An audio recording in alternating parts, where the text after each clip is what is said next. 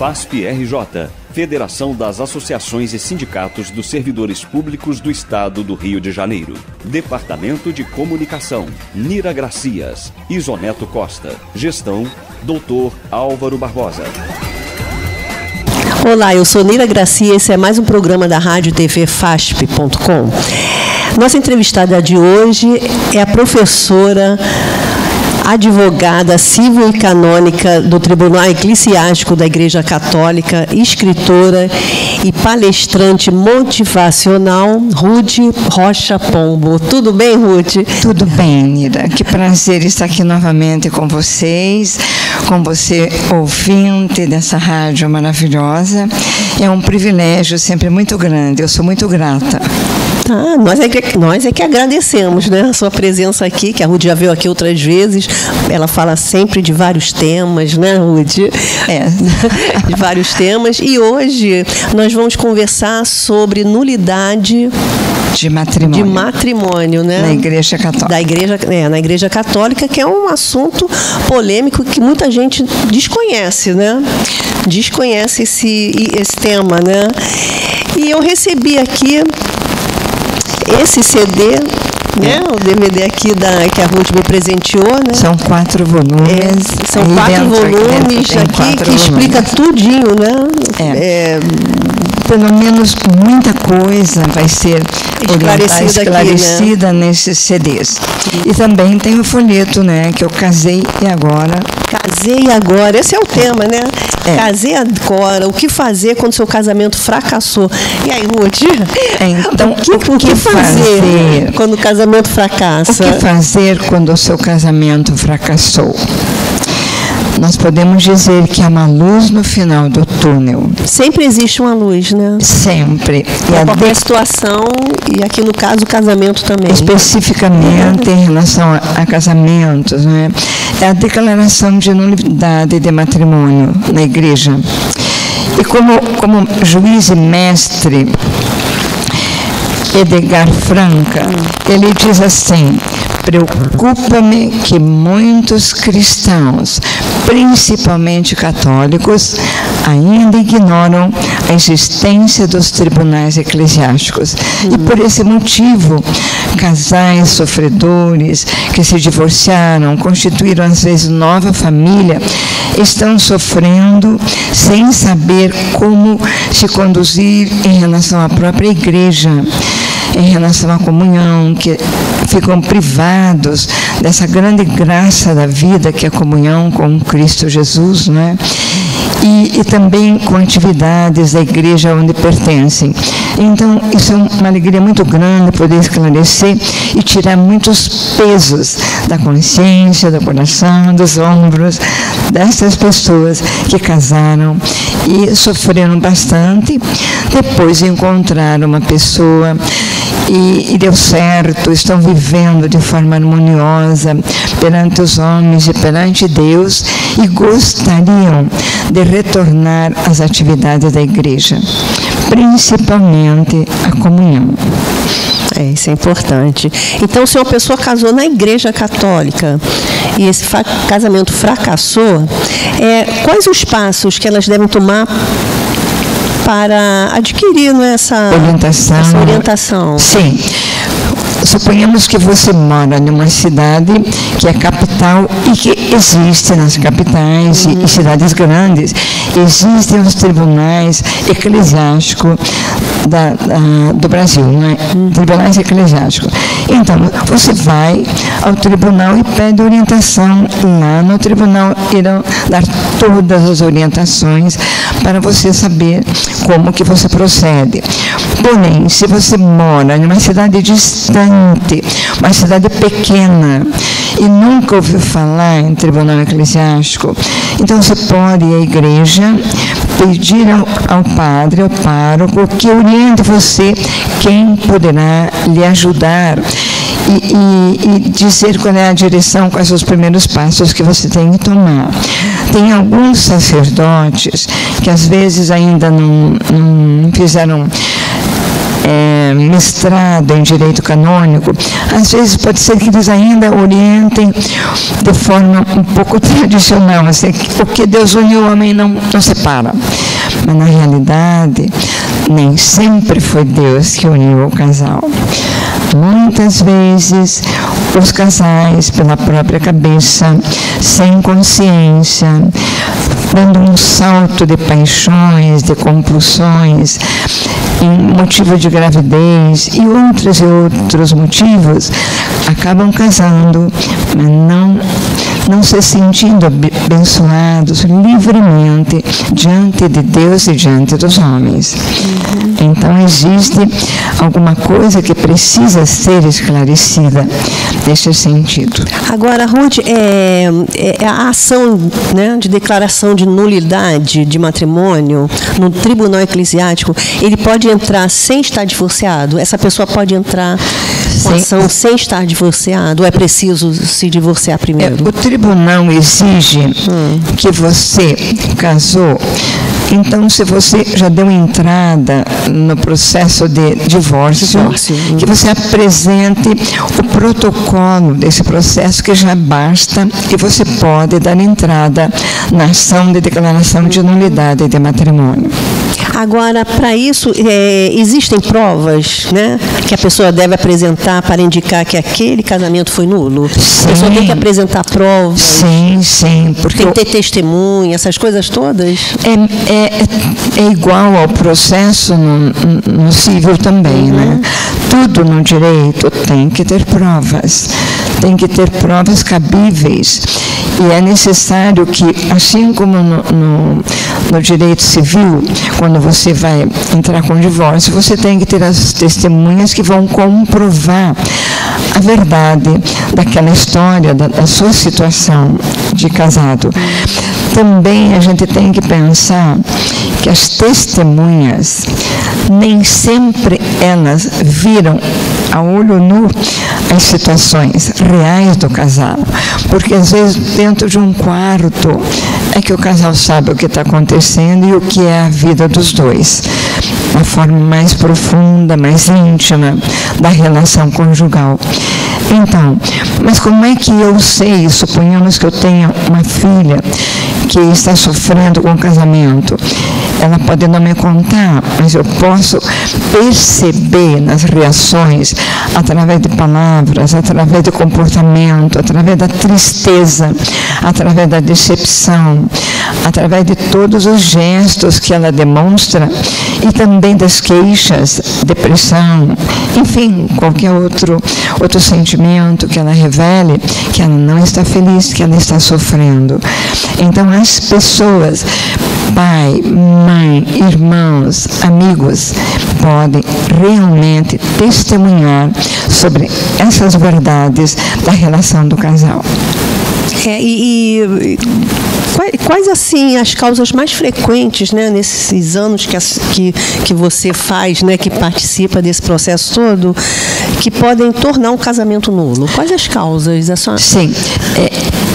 Eu penso, na minha atividade como advogada do Tribunal Eclesiástico, foram 12 anos de trabalho no tribunal, eu percebia que muitas vezes... 12 anos já dá um livro de causas, né? Exato. Um dos motivos mais frequentes, na minha opinião, é casamento com a moça grávida.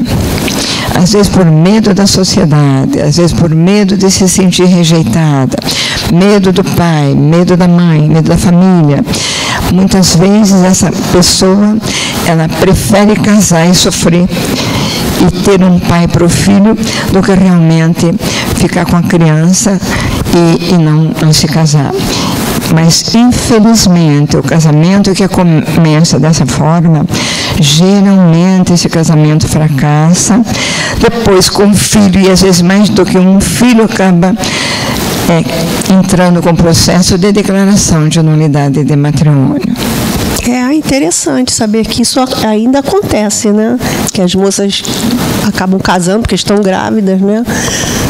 Muitas vezes também o pai ou a família da moça obriga o rapaz a esse casamento. E o casamento, quando ele não é livre, quando a pessoa não deu o seu sim de forma consciente, livre, esse casamento realmente é nulo. Faltou a vontade livre, que é condição essencial para a validade do matrimônio. Desculpa aqui a minha... São as viroses, né, do verão. Agora, como o tribunal da igreja pode declarar nulo um matrimônio? Porque quando o tribunal declara nulo o matrimônio, não é que ele decidiu declarar nulo o matrimônio. O juiz, quando ele vai formular sua sentença, ele vai coletar todos os dados, testemunhas, tudo o que ele colheu dessa realidade, desse casamento. E baseado em tudo isso é que ele vai dar sua sentença. Se o casamento foi válido ou se o casamento nunca existiu porque faltaram os pressupostos essenciais para a sua validade. Esses pressupostos essenciais seriam a liberdade, né, casar com liberdade, sem coação de espécie alguma. Também a pessoa capaz, ela precisa ser capaz para casar. Psicologicamente, emocionalmente, precisa ser capaz. Se uma pessoa, por exemplo, esteve numa casa de saúde psíquica, de problemas psíquicos durante 10 anos, saiu desse hospital, conhece uma moça, ela desconhece, suponhamos, a situação dele, ele parece normal e tudo bem, ela casa e vem a descobrir, através de um comportamento completamente imaturo, ou um comportamento conflitante e tudo mais, então esse casamento é nulo também. E isso tudo independe, né, do tempo de casados, né? Pode ser 1 ano, 40 anos de casado, isso tudo não interfere. Eu, particularmente, eu tive um cliente, fazendo 40 anos que ele tinha casado, conheceu uma outra pessoa, tiveram uma filha de 15, já tinha 15 anos a filha, e depois de 40 anos a esposa dele não queria casar porque queria casar na igreja, então ele me buscou e nós entramos com o processo, declarou nulo o casamento, depois de 40 anos ele casou com essa companheira dele. Na igreja, não casou a segunda vez. Há um erro aí, como diz, então casou a primeira vez, depois tem que casar 2 vezes. Não. A primeira vez o casamento foi declarado nulo, a segunda vez o casamento é válido. Então, ele vai casar pela primeira vez na igreja de forma válida. Agora, muita gente deve estar perguntando, agora, isso é válido só 2 vezes? Ou, quer dizer, a primeira vez, né? A segunda? Olha, é muito interessante essa pergunta, Nira, porque eu tive um cliente, esse meu cliente casou, o casamento dele foi nulo, ele casou pela segunda vez, e a segunda vez o casamento dele foi nulo também. Ele está hoje num 3º casamento, e o 3º casamento é que foi válido. Mas ele sempre ganhou, a culpa sempre era do outro, no caso? Não existe na realidade, culpa, né? Na realidade o tribunal ele não tem réu nem só vítima. Analisa, né? Vai analisar se houve realmente um casamento válido ou esse casamento não existiu, apesar do número enorme de padrinhos, apesar da pompa, apesar da festa. Esse casamento, no íntimo, no fundo, né? Fomos iuris, que diz, não houve casamento verdadeiro. Não houve casamento, né? Uhum. Agora, com o Papa Francisco, alguma coisa foi alterada nesse processo? Foi. Para melhor, né? Nós, o católico agradece penhoradamente, não é, a misericórdia que habita dentro do nosso Papa, da Igreja Católica. Os processos de nulidade de casamento, quando só dão entrada na primeira instância, no caso, aqui no Rio de Janeiro, por exemplo, a pessoa entrou com processo de declaração de nulidade de matrimônio na igreja através do Tribunal Eclesiástico do Rio de Janeiro. O Rio de Janeiro, antigamente, declarava nulo o matrimônio, mas o novo casal não poderiam casar ainda, porque teria que ir para a segunda instância, que seria São Paulo. Em São Paulo, os outros 3 juízes iriam analisar e decretar nulidade. E então, com 2 sentenças, a pessoa conseguia a nulidade de matrimônio. Felizmente, o Papa Francisco aboliu essa segunda instância.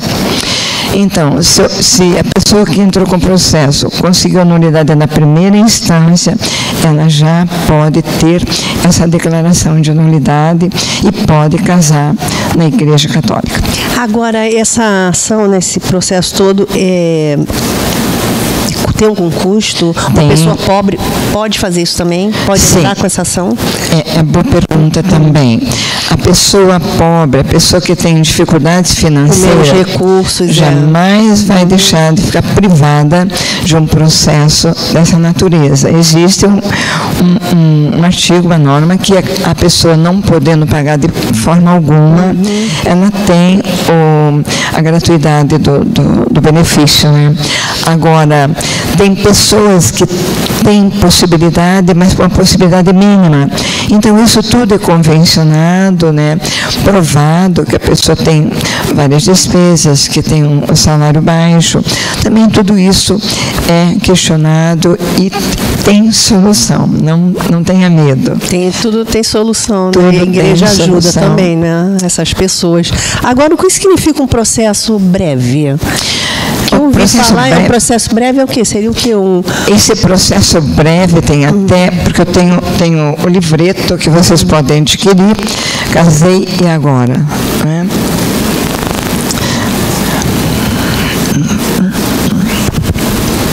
Casei e Agora. O que fazer quando o matrimônio acabou? Daí já uma luz no final do túnel. E esse livreto, ele vai dar muitas explicações sobre a declaração de nulidade de matrimônio, que é feita através do Tribunal Eclesiástico. E você falou processo breve. Do processo breve é alguma coisa nova, né? Então, aqui no comecinho esse livreto fala do cânon 1683, parágrafo 1º.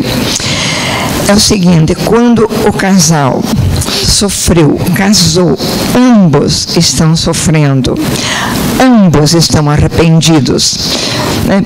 Ou se um está arrependido e o outro não, mas concorda com a nulidade, os dois podem entrar juntos com o processo e daí o Papa, a autoridade competente no caso, vai dar a nulidade de forma muito mais rápida. Isso aí já é Claro que tem a novidade, né? Claro que há necessidade de testemunhas e de prova de que realmente os dois estão querendo casar, querendo declaração de nulidade de matrimônio. Agora, mas não tanto com com as indagações e com os testemunhas, que seria bem mais complexo outro processo, que não seria o breve, né? Agora, Ruth, nós estamos falando aqui, né, obviamente, da Igreja Católica, né? Mas se a pessoa quiser casar, pede a nulidade do casamento para casar com outra pessoa de outra religião, pode também? Pode sim. Suponhamos o contrário, por exemplo, uma moça evangélica, ela casou na igreja evangélica e casou com um evangélico. Isso. Só que depois que ela casou, ela divorciou, seu casamento terminou definitivamente, ela conheceu um católico e quer casar com um católico. E o católico quer casar na igreja católica. Então, ela pode entrar com processo de declaração de nulidade do matrimônio dela na evangélica para poder realmente casar na Igreja Católica. As portas estão abertas, né? As portas estão abertas. Isso mesmo. Agora, então, já que as portas estão abertas, nós vamos falar agora de uma porta fechada, que são os prisioneiros, né? Alguém que está preso, né? Uma pessoa que ficou 10 anos na prisão, por motivo de assassinato ou qualquer outro motivo. Pode casar na igreja? Sim. Então, veja bem, uma pessoa assassinou um homem, ficou 10 anos preso, saiu da prisão, conheceu uma pessoa, se apaixonou e daí quer casar na igreja. Claro que se essa pessoa que passou 10 anos na prisão, se ela se tornou uma pessoa consciente dos seus erros, se já pagou todo aquele crime e ela quer casar na igreja, não há motivo nenhum que impeça que se realize esse casamento. Não é motivo nenhum, né? Não é motivo, desde que ela exponha essa verdade. Porque se a pessoa omitir esta verdade, o casamento é nulo. Se a moça vai descobrir que o rapaz esteve preso depois do casamento, o casamento é uma mentira, né? Mentira. É uma mentira. Aí não precisa nem, só falar, né? O casamento tem que passar pelo processo para que as coisas fiquem bastante claras e a decisão dos juízes seja correta, né? Verdadeira. Engraçado, quando eu perguntei quais os motivos que levam as pessoas a pedir a nulidade, você disse que, vamos supor, uma pessoa que casou grávida, né? Que foi obrigada. É uma das causas, porque tem muitas causas. A infidelidade ainda é uma causa? Sim, a infidelidade. Eu tive um cliente, ele teve uma amante durante muitos anos, teve uma filha com essa amante. Mas depois ele conheceu uma jovem, casou com essa jovem e parecia que estava tudo bem, mas 29 dias depois de ter casado com essa moça, ele foi procurar pela amante e dormiu com essa amante. Então, esse casamento é pacificamente nulo por exclusão da fidelidade. Isso tem que comprovar também, né? Aí seria um caso de... Né? Tudo tem que ser comprovado, né? Então, é um motivo também a embriaguez, o vício. Sim. Isso, né? Sim.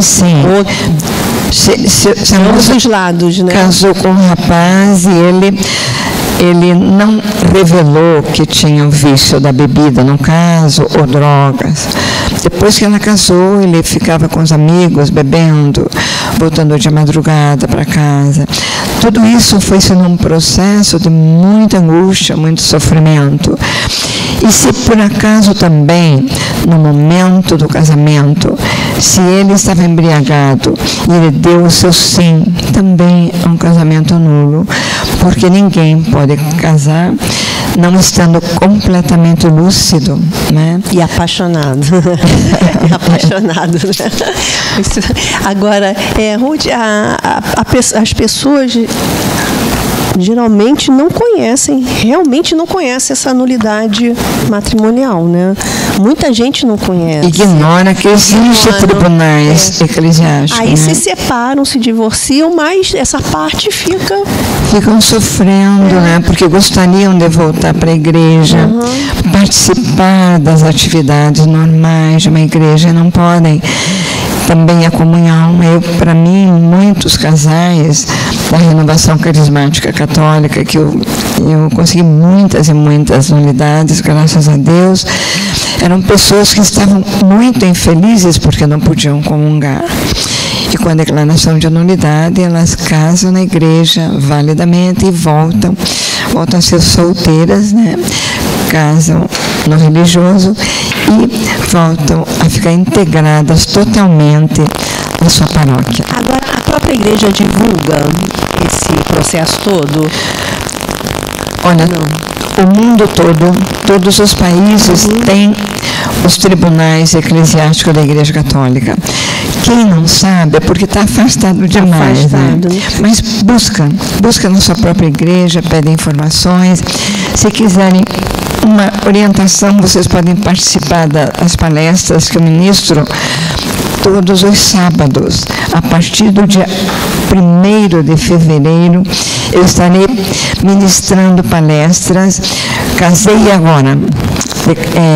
Explanações sobre a declaração de nulidade de matrimônio na igreja. Tome nota, é na Avenida Nossa Senhora de Copacabana, número 540, sala 403.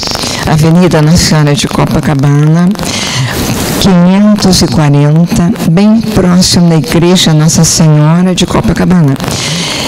Sala número 403. O horário é das 18h30 às 20 horas. Todos os sábados, a partir do dia 1º de fevereiro de 2019. Eu estarei lá recebendo com muito carinho vocês no meu coração.